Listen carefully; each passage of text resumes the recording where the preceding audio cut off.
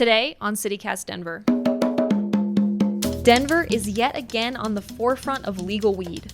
Starting within weeks, new businesses will be opening up that allow on-site marijuana consumption. Legally, smoking weed right out in public.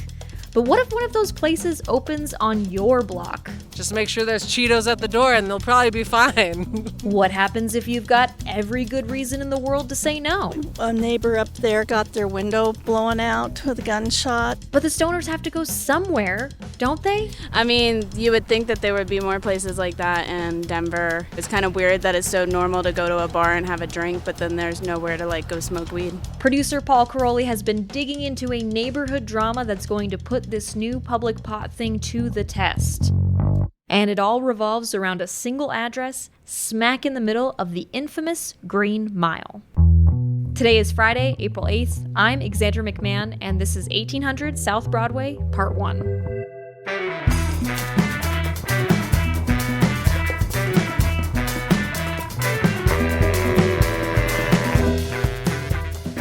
Welcome back to CityCast Denver. We've got something special today. We're not going to do our traditional Friday chat because producer Paul Caroli, who's here with me, has been working on something special. Hey. And host Bree Davies is also here. Hi, Bree. Hi. I think before we get into your special project, Paul, I'm going to keep making this sound as mysterious as possible. No, I love it. Before we get in, Bree, do you have any inkling about what this is about? I'm just curious. What do you even know what Paul's been looking into these last couple weeks? Kinda. I know it's related to an address. This project keeps being referred to as. What? I don't know if I should give it away. Reveal it. 1800 Broadway. 1800 South Broadway. I was just going to say South. It has to be South Broadway. Mm-hmm. 1800 South Broadway. Do you know the neighborhood at all? It's I think the backside of Platt Park or. Yep. Okay. Yeah. Mm-hmm. Yeah, I totally do. And it's bars on Broadway, and then just a block off, it's a residential neighborhood.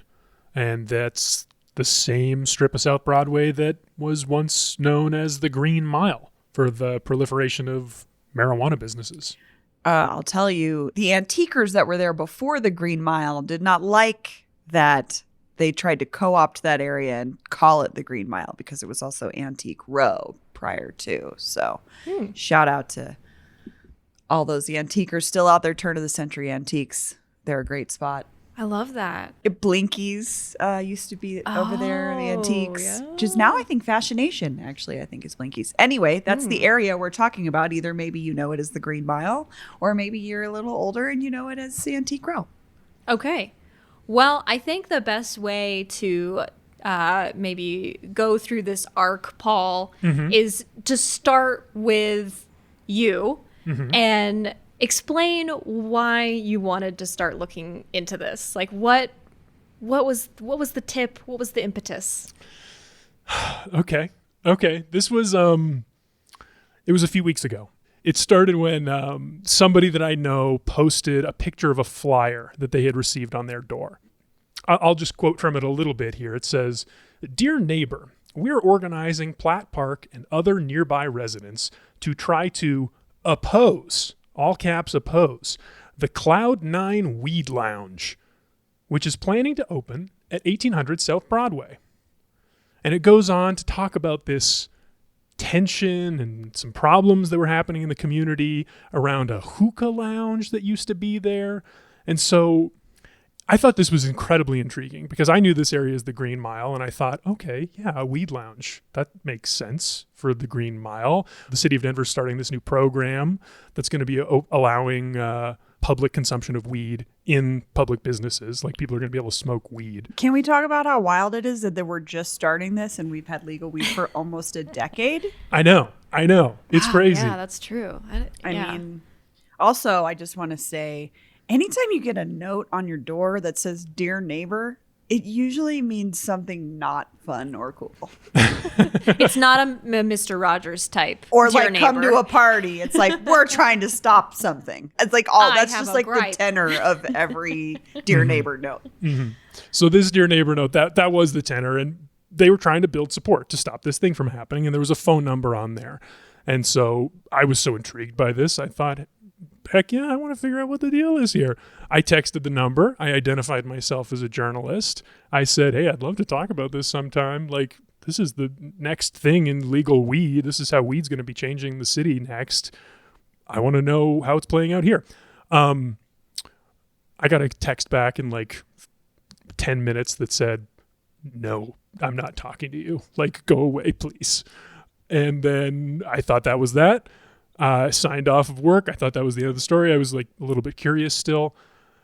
I don't know. The next part's a little bit delicate. I don't know. Is this the part where you were in the bath? I know. I was like, are we going to talk about how Paul was in the bathtub? Yes. I like to think about this as my Hunter S. Thompson moment, but I can see how other people might. I'm thinking like Ernie from Sesame Street moment. Let's say that. Well, here I am in my tubby again, and my tubby's all filled with water and nice fluffy suds. But I think the important thing is you were clocked off. You were trying to relax. Mm-hmm. You were sinking into your evening. Mm-hmm, mm-hmm. And then I get a call. Yeah. From the guy who I had texted. I'm going to call him Dave. And Dave was coming in hot. He was really worried about being contacted by a journalist.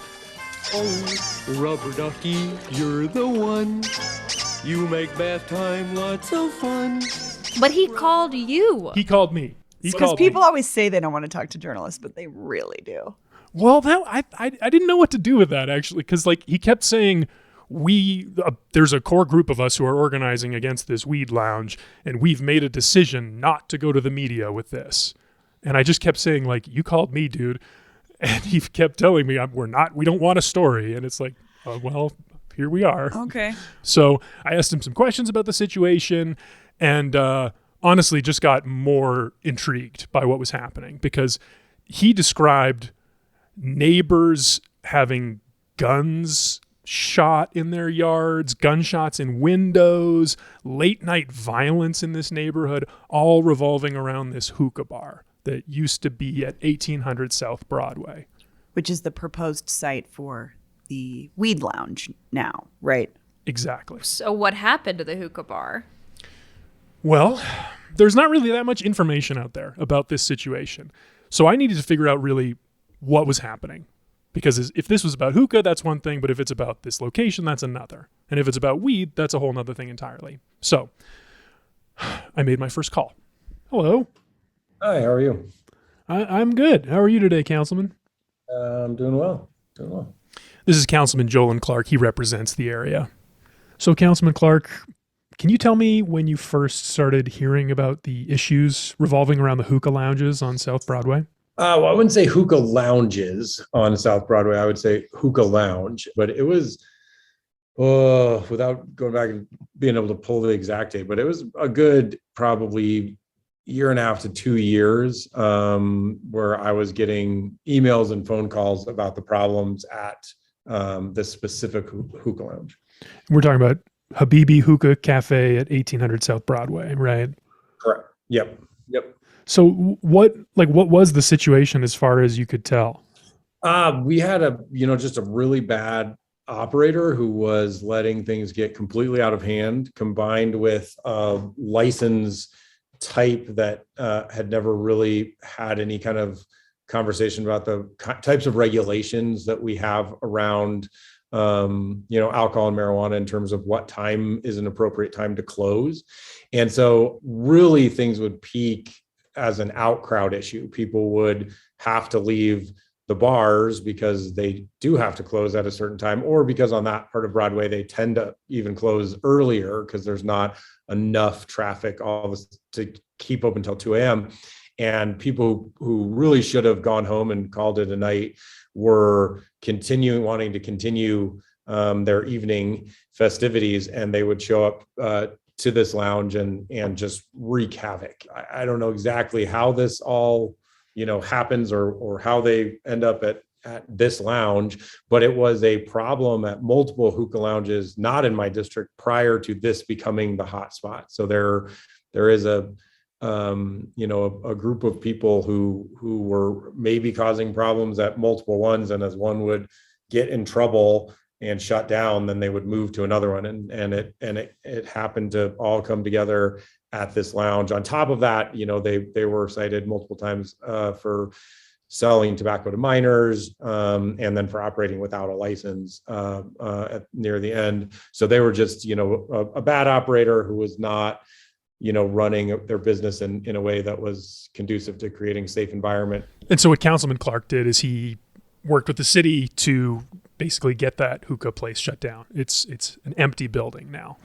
And then pretty much immediately within a week, very similar problems at the Insomnia Lounge that was down the street. And that's kind of what led to the proposal that came through when we were discussing flavored tobacco and hookah, because the original proposal for flavored tobacco would have made all hookah lounges go out of business overnight.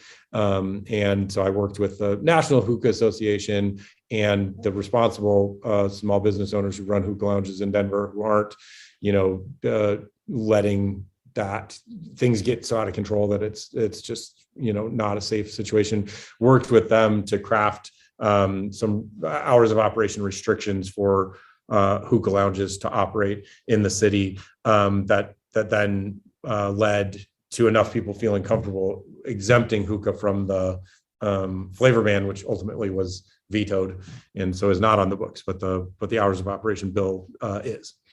Councilman Clark's bill limits hookah lounges from closing after midnight. So they have to close at midnight now. And they're thinking that will help Curb the violence that they're seeing after, I'm guessing, the bars let out and then people are just like, where do I go?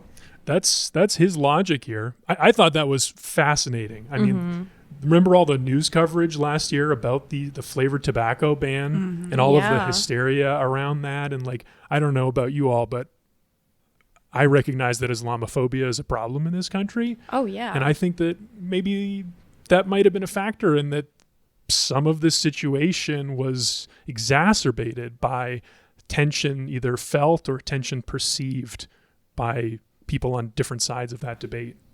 Yeah, maybe cultural misunderstandings around the purpose and use of hookah as a social gathering kind of thing, I don't know. Yeah. Well, anyway, Councilman Clark was obviously hoping that would be the end of all the issues at 1800 South Broadway. But what he didn't know was that the owner of the building, not the tenant was, they were kicked out, they were evicted. The owner of the building had other plans. This was all going down at the same time that the city of Denver was opening, or I should say reopening, applications for marijuana hospitality businesses. They tried this a few years ago with a different regulatory framework, but it was so restrictive that only one business was ever able to open. Now they're doing it a little bit differently, mostly because of this social equity component, which says that for 6 years after this application period opens, only people that meet certain social equity criteria are able to apply for these businesses. It's an effort to redress the impact of the war on drugs. And that's what happened at 1800 South Broadway. The owner of the building applied. It was within weeks of the shooting and the shutdown. Okay, so like you said, these have been a long time coming, these public consumption licenses for weed. And I am curious, though, what does it take to get that kind of license at this point? Yeah, I mean, it's a great question because the neighborhood is obviously really hurt by what was happening at the hookah cafe. And the same person that owned the building, is now applying for this new thing. So there's not a lot of trust there. And that's actually really important for this process. Because it's same guy, new business. Exactly. So I checked in with the Department of Excise and License, and they told me that, I'm quoting from an email here from a spokesperson, the public has a right to voice their opinion for or against all of our hospitality establishment applications, and public opposition or support is a consideration for all licensing decisions. I always wonder what that actually means. How much does the public or community input on a license dictate if it gets approved or not? Because in my neighborhood, this recently just happened too, in terms of someone was trying to get a liquor license for a venue and the neighborhood organized against it. And I don't know the outcome, but I always wonder, did it matter? Yeah. I don't know. That's part of this story too. This is a perfect test case for that. And this new program. Does the public input actually matter? Because in this case, the public has a lot to say about this. Yeah, and I'm sure they're gonna show up and make their voices heard at this hearing. Mm-hmm. And I was down there last week, actually. I checked in. I was just knocking on doors and talking to people on the street, lots of dog walkers. It was a really nice day. And I've got a few clips here to share. Boy, where do I even start? This is such a long story. How do you feel about the 1800 South Broadway, that address? Because of the trouble we had at the hookah place, well, it got out of control. There was shots and stuff. And I could tell you, I don't want to sit here and tell you all the stories I saw, but I saw stuff at like 4 a.m. where there was like 100 people on the street right down here. Wow. Yeah, like New York City or something. The hookah place would fill up fast, and then the people would just come out and they would park their cars out here, open their doors, and party. I haven't seen anything personally, but I heard about just like kind of late night parties. For a long time, it wasn't too bad, but last March we started getting like crazy traffic, and a neighbor up there got their window blown out with a gunshot, and then the police said that it was gang activity. The neighbor has a video of 3 people in a gunfight, out here. I had my 4-year-old grandson over that night. All I know about it is that the location that was there prior, there was like a lot of like incidences where the cops are coming and people were, staying up late. There was a shooting. And so I think for us and our family, we just want to make sure that our neighborhood continues to be safe. That's why all these people set up a little thing to get rid of the hookah place. And so they're trying to do the same thing with the marijuana place now. I'll say my partner talks to them a lot, but I think the current owner of the building came by and asked her to sign a petition, and then 5 minutes later, somebody from the neighborhood was like, "Hey, will you sign our counter petition?" And she was like, "Okay, if you'll just leave." I actually didn't know about it, and then when the owner came to my door a couple weeks ago, I looked it up, and yeah, I do have an issue with it. I just didn't know about it. The owner of the building? The owner's son, I think, came by talking about his business plan, and he could have said anything. He seemed like a nice guy. Yeah. Seemed like he wanted a do-over. I don't know. Have you heard about the building owner's application to open a weed lounge? I have, and we're not happy about it. And the neighbors have been gathering signatures, and we all plan on attending the hearing. You have a sense of how much of the neighborhood is opposed? Yeah, well, everyone I've talked to, but then, it seems like they've got several hundred signatures right now. So you signed the petition? Yeah. To oppose opening the weed lounge? Yes. Mm-hmm. Why? Just based on the prior situation and the limited knowledge I had about it, that it just wasn't a good environment. So I really don't know much about it, to be honest, but. Well, I know it was really busy and there was lots of people out there, but I think it would be cool if they turned it into a spot that you could smoke weed. Yeah? You're the first person I've talked to who said that. You would think that there would be more places like that in Denver or in Colorado in general, since it's legalized here. It's kind of weird that it's so normal to go to a bar and have a drink, but then there's nowhere to go smoke weed. I have no problem with people going to smoke marijuana in a place. That's, I don't know. I just don't know if this is the right place for it. As long as there's no violence in the neighborhood, just make sure there's Cheetos at the door and they'll probably be fine. We just don't want the same thing to happen again. What makes you think that it would, though? It would be a different business. Well, marijuana seems to be popular. The hookah place was popular. If we're going to have a lot of people here at night, we're probably going to have a lot of the same thing. Hookah, marijuana, I know they're two different things, but I don't know. Well, thanks for your time. Thank you. Can I give you What did you think about that last point, Paul, of they can't, the neighbors are worried that this new, he's not new, but this new plan for a different business and a different operator maybe like can't guarantee that there won't be these same problems, the same violence, same partying atmosphere. Alexandra, I think that is a great question for me to answer after a quick break and a word from our sponsors.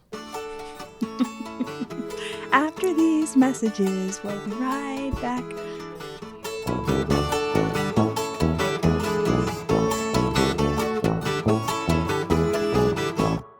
My cat Freddie loves to be brushed and cuddled. But stirring up his cat allergens meant sneezing and itchy eyes. Then I found Purina One Live Clear. It's cat food that reduced the major allergen and my suffering in as little as 21 days. Now, we feel closer than ever. If you have issues with cat allergens, you really need to try Purina One Live Clear. Try new Purina One Live Clear today. Purina One, a difference from day one. And we're back. So, Paul, before the break, we were talking about the neighbors feeling like just because the old tenant of, the owner of Habibi Hookah Lounge is gone doesn't mean that this problem is not going to continue with a new business owner, even a new type of business like this weed lounge idea.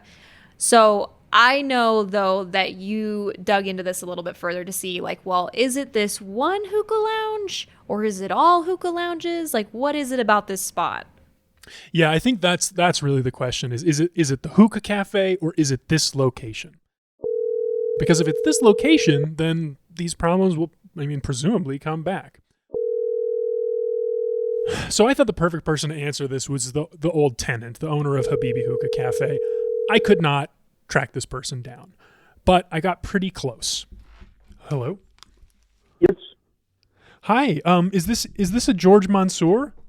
Yes. Hi, George. My name's Paul. I'm a journalist based in Denver, and I'm working on a story about 1800 South Broadway, and I'm looking for an owner of a business that used to operate there. I was the owner of the business, but I sold it a long time ago. Oh, okay. So you were the owner of Habibi Hookah Cafe? I was. So George is not the exact person I was looking for. But because he used to run a hookah cafe out of this same location, I figured, why not talk to him about it? Had he heard about the violence? Was that something he had to deal with when he owned the business? Was it always part of this neighborhood, or was this something new? And I know it happened a lot of drama after I left with new people by the hookah bar, and they didn't know how to run the business, and they make a lot of trouble with everybody. But yeah, I know the neighborhood area this very well. George told me that there used to be a coffee shop at 1800 South Broadway until around 2004. Then someone new bought the building, and he leased part of it to open his hookah cafe, which he ran until 2013, 2015-ish, when someone else took over. And then George says that person passed it on to the person who was evicted late last year. Okay, so George is two people removed from this situation. Exactly. So there was no violence or anything when you were running your business out of that address? Nothing. For 8 years, there's only one time we called the cops. That's all. Most of the hookah bar here in Denver, all what they think about, bring more people, and they don't care about what's happening outside the hookah bar. When I run the business, because it was the first hookah bar open in Denver, I care about everybody coming to my hookah bar. I don't care about who are you. If you are respecting me, I respect my place, respect my employees, respect my customer, you're welcome. If not, they can get kicked out or, we do anything to protect my place. And most of the hookah bar here in Denver, they don't care about this one. Just to open and they try to make money. Yeah, you want to make money right way, not this way. So do you think that the violence and the trash problems that the neighbors were reporting, do you think that that's the hookah bar owner or the hookah bar operator's responsibility? Yes. Or do you think that was something else happening? This is the owner, because he let the trash go inside. If you let the trash go inside your building, what does it look like after this? Can it be trash? So George makes the argument that it's not about the location. It's just more about like, well, what kind of business owner are you, and what kind of business are you running? And so I think that is a vote of confidence maybe for the Weed Lounge, depending on, you know, what this new owner is planning on doing and like the precautions that they're taking and the goodwill that they're creating with the neighborhood. Yeah, I mean, I think that's exactly right. That was my impression as well. It's this uncertainty that's a part of any new business venture, any new regulation that our local government might put in place. Like that's really what's at issue here, is like you can't know what's going to happen. And for me, that's another reason why I wanted to talk to Councilman Clark, is because I feel like in these situations when there's so much uncertainty, it's a person in his position, it's his responsibility to offer leadership here. Well, he's balancing the concerns of his community, of his constituency, but he's also, I think, trying to probably be friendly to the business interests in his neighborhood too. I mean, I think that's one of the finer points of being a council person, is your constituency includes residents and business owners, two very different components of a neighborhood. Business owners have a vested interest in a neighborhood in a different way than a neighbor does. And they might not live in the business owner might not live in the neighborhood. And so, I mean, I've just seen this play out in my own neighborhood, and I've watched my council person have to negotiate this. And it's tough because she wants, you know, I'm sure Jolon Clark wants new businesses in the neighborhood. They want the economy to be thriving in their particular part of the city, but they also have to say, well, maybe my community has some concerns about what those businesses are. Yeah, and because of that balance that Councilman Clark is trying to keep, I'm sure that he didn't tell you how he feels about the Weed Lounge one way or the other. Well, let me play you some tape. Let's talk about this new proposal that the building owner has to open a new business at that same site. What can you tell me about your perspective on that? Because it seems to me that the hours that they're proposing are not, you know, they're not unlimited like the hookah cafe could have, but he's saying he wants to be open till 2 a.m. on weekends. Yeah, I mean, I think that there are a lot of issues at play with that particular thing. You know, first of all, there's a huge saturation of marijuana businesses in that area. Second of all, this property, and not the business owner was told you have to close and leave. The property owner was told, because this property was a nuisance to the city and the community, you're under a nuisance abatement plan for the next 3 years. And so that does restrict saying, hey, you know, this isn't just you know, somebody owning a property who wants to do something with it. You're under a bigger microscope to prove that you can successfully do something at your property that does not drain all kinds of police resources, cost the city all kinds of money, and leave bullet holes in people's homes, right? You know, there are a lot of other uses on Broadway and a lot of other businesses on Broadway, a lot of other ways to make money on that commercial corridor up and down there that do not involve you know, the kinds of socialization and crowds that could lead to continued nuisance to the neighborhood. And when you've lost the trust of the neighborhood, and quite frankly the city having to take legal action on the nuisance to show that you can do that, I think you've got to earn that back in some way. So you do have a position on it. You think there shouldn't be a public consumption lounge. I think he's calling it a lounge at that location. Yes, I am opposed to that license at that location. Have you talked to the property owner? Property owner still has never reached out to me.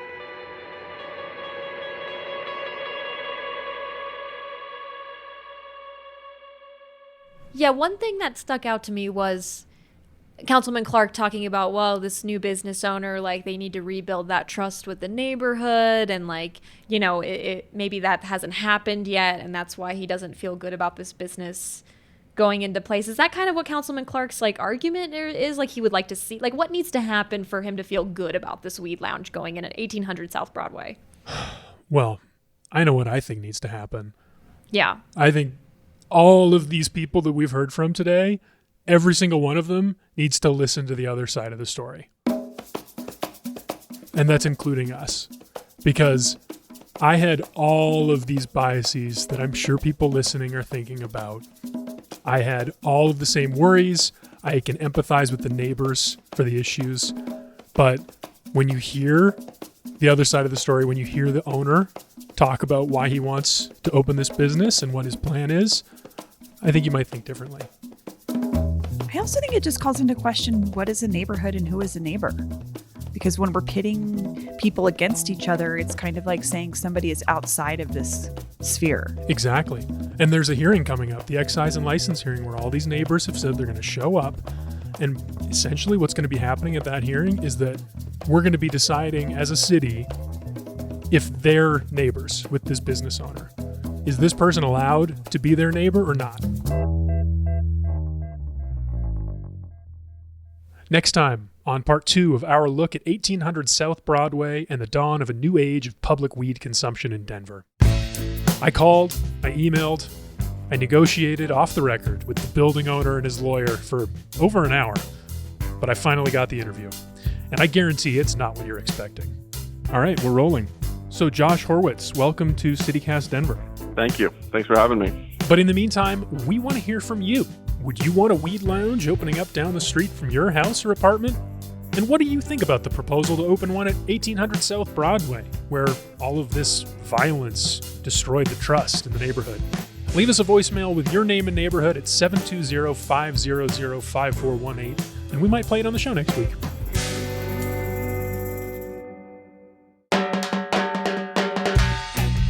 And that's all for the week here on CityCast Denver. Our producers this week were me, Xandra McMahon, Paul Caroli, and Carly Jones.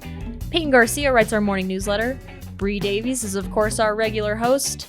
Our music is by Los Mocachetes, with additional mixing by Tyler Lindgren, plus more from the Epidemic Sound Library.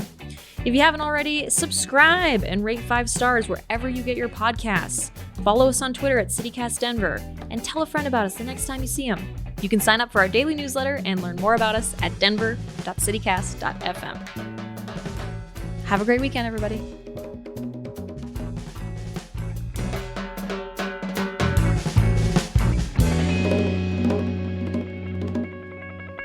Well, I haven't done credits in so long.